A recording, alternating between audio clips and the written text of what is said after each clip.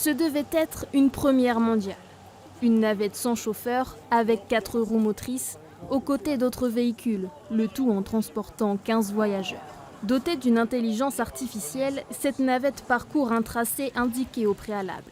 Ici, elle rejoint la cathédrale Saint-Lazare depuis la rue Escarpé-Saint-Saulge. On réinjecte ce mapping dans le véhicule et ensuite il se dirige à l'aide des capteurs. Il fait en gros un état de rapprochement en direct entre ce qu'on lui a appris et puis ce qu'il constate.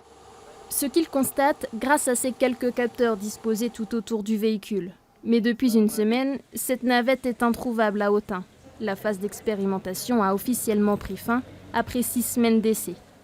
Les problèmes techniques ont eu raison du test.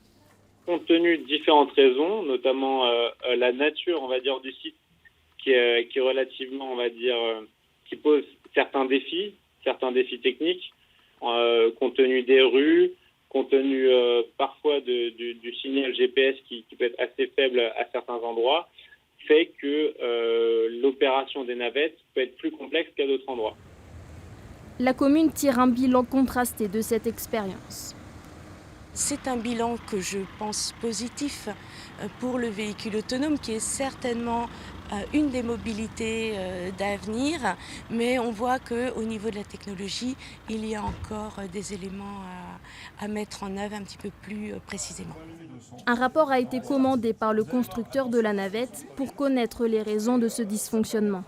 Il a d'ailleurs annoncé cesser la production de véhicules autonomes. Les difficultés techniques sont trop récurrentes.